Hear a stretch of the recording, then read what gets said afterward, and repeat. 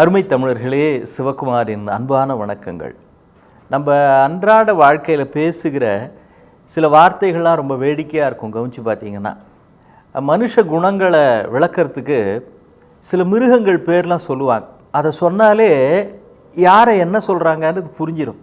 Sir, அந்த ஆள் சுத்த நரி சார் அப்படின்னா போதும், அது பேர் கேட்குறவங்க உஷாராயிருவாங்க. அவரோட சுத்த கழுகு பார்வை சார், கேர்ஃபுல்லாக இருங்க அப்படிம்பாங்க. அவர் எல்லாத்தையும் அவர் கண் பார்வைக்கு எதுவும் தவறாதுன்னு அர்த்தம். இதில் வேடிக்கை பாருங்கள், அவர் பசு மாதிரிங்க அப்படின்னா பாராட்டு. அந்த ஆள் மாடு மாதிரி வந்து உழறான் சார் அப்படின்னா அது திட்டு இல்லை கேலி. சிறுத்தை மாதிரி பாய்ந்தான் அப்படின்னா அது பாராட்டு. எருமை மாதிரி வந்து முற்றாம்பார் அப்படின்னா அது கிண்டல். இதில் சம்மந்தமே இல்லாத ஒரு பறவையை கொண்டு வந்து நம்முடைய அன்றாட வாழ்க்கையில் பொதுவாக வகுப்பில் வாத்தியாரெலாம் சொல்லுவாங்க, பள்ளிக்கூடத்தில் அப்போல்லாம் சொல்லுவாங்க. ஒரு பையனுக்கு ஏதாவது ஒன்று டக்குன்னு புரியல அப்படின்னா, சுத்த வாத்து மடையனாக இருக்கிறியே அப்படிம்பாங்க. வாத்துக்கும் மடத்தனத்துக்கும் என்ன சம்மந்தம்னு தெரியல, ஆனால் அது எப்படியோ வாழ்க்கையில் கலந்துருச்சு, வார்த்தையில் கலந்துருச்சு. வார்த்தை கொண்டாந்து வார்த்தையில் கலந்துட்டாங்க. இதாவது தேவலாங்க, ஒரு விளையாட்டுலேயே வார்த்தை கொண்டு வந்து சேர்த்து வச்சிருக்கிறாங்க. என்ன விளையாட்டு தெரியுங்களா? கிரிக்கெட் தான். யாராவது ஒருத்தர் முதல் பால்லே அவுட் ஆகிட்டாரு அப்படின்னா அவர் டக் அவுட் அப்படிம்போம். டக்குக்கும் அவுட்டுக்கும் என்ன சம்மந்தம் அது என்னமோ தெரியல, அவர் டக் அவுட் அப்படின்னு ஒரு பேர் வச்சுட்டாங்க. இதில் நிறைய தராதரம்லாம் பார்த்து பிரித்து வச்சுருக்கிறாங்க. கிரிக்கெட் மேட்ச் ஆரம்பித்த முதல் பால்லையே ஒருத்தர் அவுட் ஆகிறார் அப்படின்னா அது கோல்டன் டக் அவுட். அவர் ரெண்டாவது பாலில் அவுட் ஆனால் சில்வர் டக் அவுட். மேட்ச் ஆரம்பித்த தொடக்கத்திலேயே அவர் அவுட் ஆகிறாருன்னு வச்சுக்கோங்க, அவர் தான் முதல் பேட்ஸ்மேன், அப்போ தான் வந்து இறங்குறாரு அப்படின்னா அது பிளாட்டினம் டக் அவுட் அப்படின்லாம் அதை வகைப்படுத்தி வச்சுருக்கிறாங்க. ஆக மொத்தம் டக்கு, வெள்ளி வாத்து, தங்க வாத்து, பிளாட்டினம் வாத்து அப்படின்லாம் பாவம் அந்த ஜீவனை கொண்டாந்து இதில் இணைத்து வைப்பது மனிதர்கள் குறும்பு. அஜித் அகர்கர் அப்படின்னு நம்ம இந்தியன் கிரிக்கெட் டீமில் ஒருத்தர் இருந்தார். முதல்லாம் 5 நாள் கிரிக்கெட் டெஸ்ட் மேட்ச் நடக்கும், 5 நாள் தொடர் போட்டி அப்படின்னு சொல்லுவாங்க. அப்போல்லாம் பொங்கல் நேரத்தில் தான் நம்ம சென்னையில் நடத்துவாங்க. தமிழ்நாட்டில் இருக்கிற பல கிரிக்கெட் ரசிகர்களும் அப்போ ஒன்று கூடிடுவாங்க. அப்போல்லாம் தொலைக்காட்சி கிடையாது, வானொலி மூலமாக தான் எல்லாரும் காதில் சின்ன டிரான்சிஸ்டர் வச்சு, கல்லூரி மாணவர்கள்லாம் டிரான்சிஸ்டர் அடிச்சுக்கிட்டு அந்த நேர்முக வர்ணனை கேட்குறதுன்றது அப்போ ஒரு பெருமிதமான விஷயம். தமிழில் தான் அப்போ முதல்ல நேர்முக வர்ணனை இல்லாமல் நடக்கும். அஜித் அகர்கர் அப்படின்றவர் அந்த 5 நாளும் 5 டக் அவுட் ஆனார். அது மும்பையில் நடந்தது. அது கிரிக்கெட் வரலாற்றிலேயே பம்பாய் டக் அவுட் அப்படின்னு ரொம்ப புகழ் பெற்றது. இப்போ பேச்சு டக்கை பற்றி, கிரிக்கெட்டை பற்றி, டக் அவுட் ஆகிறத பற்றி இல்லைங்க, டக்கை பற்றி. அந்த வாத்து இருக்கே நம்முடைய வாழ்க்கைக்கு மகத்தான உண்மைகளை எல்லாம் ஒரு குருவாக இருந்து கற்றுத்தருகிறது. நீங்கள் ஏரியில் குளத்திலலாம் வாத்து நீந்துறப்ப பார்த்தீங்கன்னா அது அப்படியே உல்லாசமாக நீந்திட்டு இருக்க மாதிரி இருக்கும், அப்படியே மிதக்கிற மாதிரி தான் இருக்கும். ஆனால் தெளிவான தண்ணீரில் அது போகிறப்ப நீங்கள் பார்த்தீங்கன்னா தான் உள்ளுக்குள்ளே அதனுடைய கால்கள் மிக வேகமாக உழைத்து கொண்டு இருக்கும். அவ்வளவு வேகமாக அடியில் அதனுடைய கால்கள் உழைக்கிறது, மேலே உல்லாசமாக அது மிதப்பதாக தெரிகிறது. பொதுவாக ஏதாவது ஒன்று பார்க்குறதுக்கு ரொம்ப உல்லாசமாக இருக்கிறாங்க, எளிமையாக இருக்கிறாங்க அப்படின்ற காரணத்தினாலேயே அதை நம்மளும் எளிமையாக நினச்சிடக்கூடாது. இப்போ மேடையில் பேச்சாளர்கள் பேசுகிறப்போ ஒரு 10 நிமிஷம் பேசினாங்கன்னா அந்த 10 நிமிடம் பேசுவது பார்ப்பதற்கு சாதாரணமாக இருக்கலாம். ஆங்கிலத்தில் சொல்லுவாங்க, it may appear to be சிம்பிள்னு. அதே தான் 10 நிமிடம் பேசுவது அப்படின்னா அதற்காக அவர்கள் கடுமையாக உழைத்து தயாரித்திருக்க வேண்டும். பேசக்கூடிய அளவுக்கு முக்கியமான தரமுள்ள விஷயங்கள் எல்லா புத்தகத்திலையும் கிடைக்காது. 4 புத்தகம் படித்தாதான் எல்லாருக்கும் சொல்கிற மாதிரியான ஒரு தகவல் அப்படின்றது ஒரு 4 பக்கத்தில் இருந்தால் ஜாஸ்தி. அந்த மாதிரியான புத்தகங்களும் உண்டு. அப்போ பார்ப்பதற்கு எளிமையாக இருப்பது எல்லாமே எளிமையாக சாதாரணமாக நாம் எடை போட்டு விடக்கூடாது. காந்தியடிகள் தோற்றம் எளிமைதான், ஆனால் அதற்கு பின்னால் எவ்வளவு பெரிய மேம்பட்ட நிலை இருக்கிறது புரிஞ்சுக்கணும்.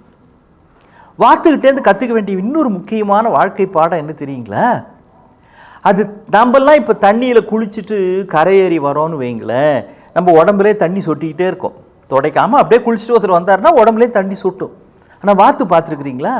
தரைக்கு வந்தது அப்படின்னா அது உடம்புல தண்ணியே ஒட்டாது. அது மட்டும் அப்படியே தண்ணீரில் இல்லாதது போல் எப்படி இருக்குமோ அதனுடைய உடம்பு அதே மாதிரி தான், நீர் ஒட்டாது.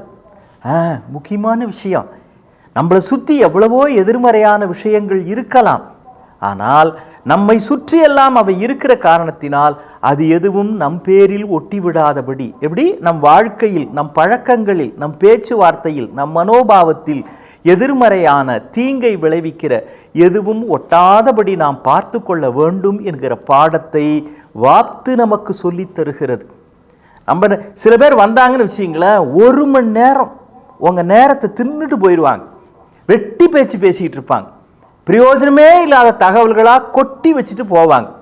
அதுவும் கையில் இப்போ இந்த செல்ஃபோன் ஒரு குட்டி சாத்தான் இருக்குது, அது பெட்டி சாத்தான், என்னென்னமோ விஷயத்தை காமிச்சிக்கிட்டு இருக்கும். இப்போ தான் நம்ம பார்க்க ஆரம்பித்த மாதிரி இருக்கும், திரும்பி பார்த்தா 1.5 மணி நேரம் போயிருக்கோம்.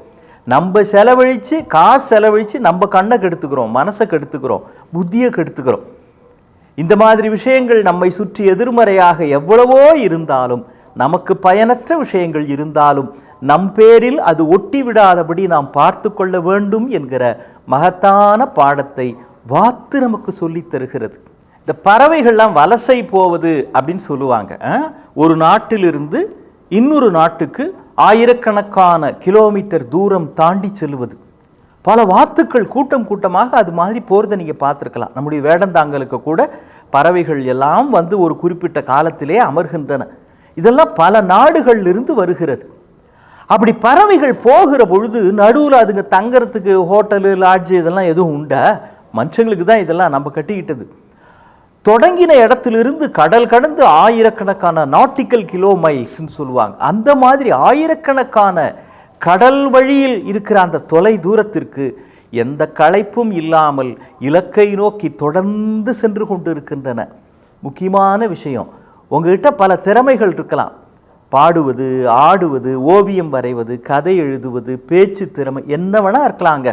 ஆனால் வழியில் குறி சாரும் வரை நில்லாது செல்மின் அப்படிம்பாரு. Arise awake stop not till the goal is achieved. Swami விவேகானந்தருடைய புகழ்பெற்ற வாக்கியம். நடுவிலே களைப்படைவதோ, தங்குவதோ, சலிப்படைவதோ, போதும் என்று விலகுவதோ கூடவே கூடாது. இலக்கை அடைய வேண்டும் என்றால் அதை அடைகிற வரைக்கும் எதற்கும் எந்த தடைக்கும் உடைந்து போகாதீர்கள். உடைத்தம் வலியறியார் ஊக்கத்தின் ஊக்கி இடைக்கண் முறிந்தார் பலர். திருவள்ளுவர் சொல்றார். அதுக்கெல்லாம் இடம் கொடுக்காம தொடர்ந்து இலக்கை நோக்கி செல்லுகிறவர்கள்தான் வாழ்க்கையில் மிகப்பெரிய சாதனையை செய்கிறார்கள். இது வாத்து நமக்கு கற்றுத்தருகிற முக்கியமான பாடம். அவ்வளவு ஏங்க, இன்னைக்கு டீம் ஒர்க் அப்படின்லாம் சொல்கிறாங்க இல்லைங்களா? ஒரு குழுவாக செயல்படுவது, ஒரு அலுவலகமாக இருக்கலாம், அல்லது ஒரு விளையாட்டு போட்டியாக இருக்கலாம், குடும்பமாக இருக்கலாம், எல்லாரும் சேர்ந்து ஒரு குழுவாக இயங்குறப்போ எப்படி இருக்கணும் அப்படின்ற பாடம், ஆஹா, வாத்து மடையன்னு சொல்கிறதுக்கு பயன்படுத்துகிறோமே, அந்த பறவை சொல்லி தருகிறது. இதுங்க பறந்துக்கிட்டே இருக்குமா. அப்போ முன்னால் செல்லுகிற அந்த முதல் வாத்து, தலைமை வாத்து, அது கொஞ்சம் வேகம் மட்டுப்படுவது மாதிரி இருந்ததுன்னா 2வது அணியில் இருக்கிற மற்ற வாத்து முன்னுக்கு வந்து அது லீட் பண்ணுது, அது வழிகாட்டுது. அப்போ தலைவன் எப்போ தடுமாறுவான், நாம் டேக் ஓவர் பண்ணலான்னு காத்திருப்பதல்ல, தலைவன் கொஞ்சம் தடுமாறுகிற பொழுது தாங்கி பிடிக்கிற அந்த குணம், அவனையும் தாங்கி பிடித்து தன் குழுவையும் தாங்கி பிடித்து தான் முன்னே செலுத்துகிற சக்தியாக 2ஆம் நிலையில் இருக்கிறவர்கள் அந்த இயல்பை பெற வேண்டும்ங்கிறது வாத்து தருகிற வாழ்க்கை பாடம். சரி, கடைசியாக நிஜமாலுமே டக் அவுட் ஆன ஒரு சுவாரஸ்யமான விஷயம், டான் பிராட்மேன் அப்படின்னு ஒரு பெரிய கிரிக்கெட் வீரர் இருந்தார், உங்களுக்கு தெரிஞ்சிருக்கலாம். அவர் இதான் என் கடைசி மேட்ச் அப்படின்னு ஆஸ்திரேலியாவுக்கும் இங்கிலாந்துக்கும் அந்த மேட்ச்சில் விளையாடுறப்போ சொல்லிட்டார். அவர் பின்னி எடுக்க போகிறாருன்னு எல்லாம் காத்திருந்தாங்க, அவர் டக் அவுட் ஆகிட்டார். சரி, அடுத்த 2nd இன்னிங்ஸில் பின்னி எடுப்பார்னு பார்த்தா எதிராக ஆடின இங்கிலாந்து அந்த ஆஸ்திரேலியாவை விட மோசமாக விளையாடி அவர் களம் வருவதற்கு முன்பாகவே இங்கிலாந்து அணி தோற்று போய்விட்டது. அதனால் அவர் வந்து விளையாடக்கூடிய வாய்ப்பை கூட தராதபடி அவர்களே தோற்று போய்விட்டார்கள். இதுவும் சரித்திரத்தில் முக்கியமான டக் அவுட் என்று கொண்டாடப்படுகிறது.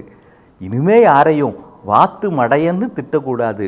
வாழ்க்கை பாடம் தருகிற அந்த வாத்து புத்திசாலிகளுக்கான அடையாளமாக இனிமேலாவது நாம் நம் வாழ்க்கையில் பின்பற்றுவோம். மீண்டும் சந்திப்போம். வணக்கம்.